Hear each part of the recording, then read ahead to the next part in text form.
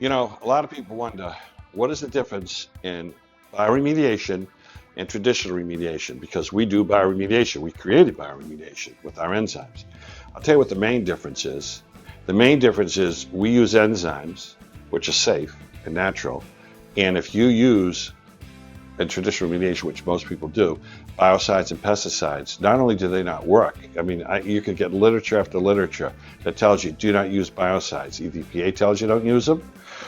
Any major organization that deals with health tells you never put biocides or pesticides inside your air conditioning systems or anything else. But the real problem, there's a group out there called the American Conference of Government Industrial Hygienists, ACGIH. They put out and published in 1999, this is 18 years ago, a book. It was called the Bioaerosol and Assessment Control publication.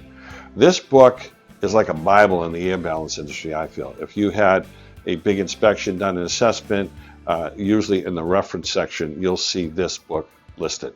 The problem is most people don't read the book. There's a section in there that calls biocide efficacy. What does that mean? How well do biocides work when you kill mold and bacteria? And in layman terms, it tells you not only does it not work completely, there's always regrowth when you use that method, okay? But more importantly, some of the times, the toxigenic, antigenic property of the mold spore or the bacteria, which is a mycotoxin or an endotoxin, it actually increases after cell death.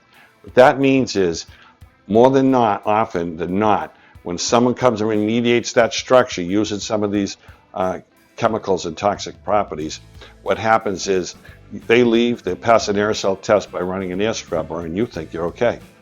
Because you know what? You're not. The mycotoxins left behind, which they can't test for, are still there.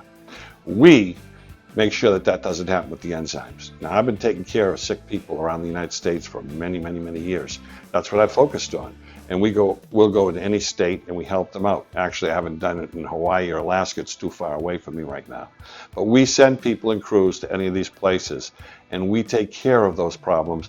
Now, how do we know our process works? First of all, we know because it's been tested by OSHA and VOCs and they're not left behind. But the most important way of finding out anything works is by the actuality of what happens to the occupants. So we've taken people that have been chronically ill and sick, and they've gone to a doctor, they found a way to have mycotoxicosis, which is an elevated mycotoxin. They find a way to get themselves cleaned up, whether it's natural or with a practitioner, and they're going to go back, and they used to get sick. Since we've been around taking care of these people, when they go back, they stay healthy. That is the best way to find out if something's really working.